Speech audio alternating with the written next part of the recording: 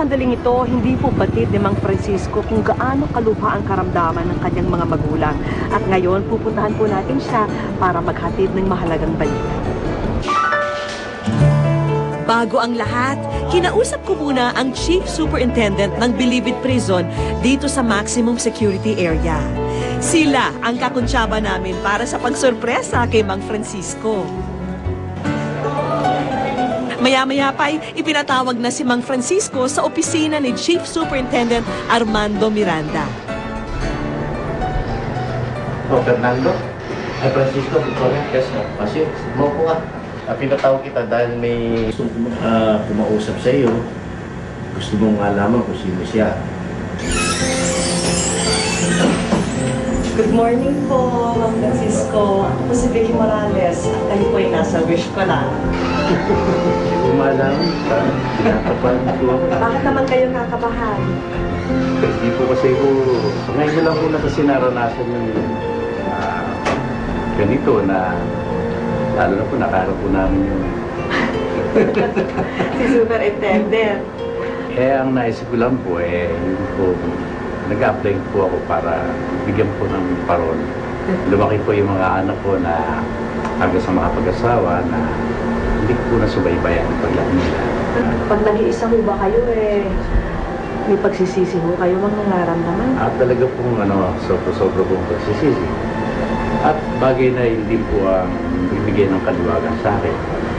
Sa aking kaluwagan, kapayapaan dahil sa pinagsisihan ng magula talaga yun.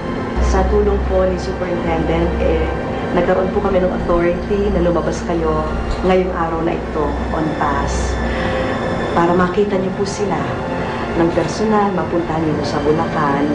Hindi ko po alam kung ano masasabi. Basta ako po lubos na nagpapasalamat. Unang-una kay Lord at kay Superintendent. Mali sa inyo, dahil sa inyo po. Ipinakita ko rin kay Mang Francisco ang sulat na ipinadala ng anak niyang si Janice sa aming programa. Samantala, kararating lang ng butihing anak dito. Bukas na kasi ang alis niya pabalik ng Dubai at huling pagkakataon na ito para mabisita niya ang ama.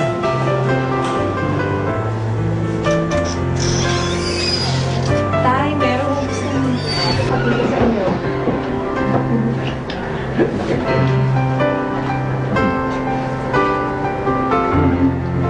Ikaw pala sumulit sa wish ko lang, sabi niya, pinagpaalam niya ako kay Super na makasagay ito sa atin. Masilip ko man lang yung mga inanak natin. Nasa ospital, babae na. Oh. Talagang parang...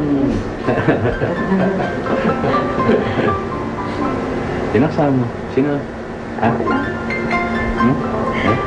Bakit? Ito lang ito lang ang... Uy, bakit? Wish mo na Wish ko din. Ito ang may pakanan nito, kaya ako nandito dahil sa sulat na to. Happy at saka po. Thank you po kay Lord. Ayan lang. Eto po. Kompleto na yung pool ko. Kompleto na po.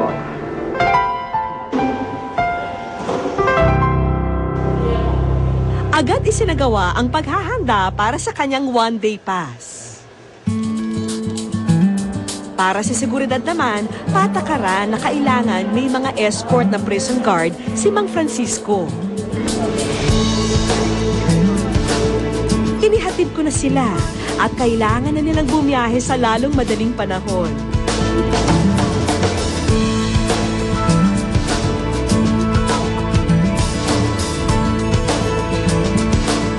Sa ospital na ito, sa Baliwag, Bulacan, sila dumiretso. Habang sinisiguro muna ang kalagayan ng kalusugan ng ina, ang dalawang kapatid ni Mang Francisco muna at aming sinorpresa. Ay, kuya!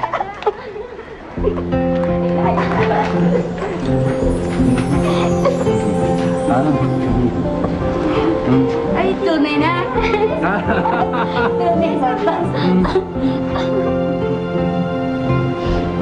Kaya, takot na kita dito.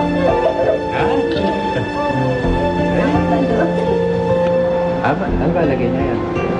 Medyo okay na. Dapat yan natin doon kung italay ko na mag-aalaga. Gabi mo ko to. Kaya pala gusto mo ako eh. Nag-aalagayin mo na ako. Maya-maya, Lagi natin. Excited ka na? Ha? Oh, dilat mo mata. Dilat na. Dilat na. Oh, dilat. Dilat na. Oh, dali. Dilat.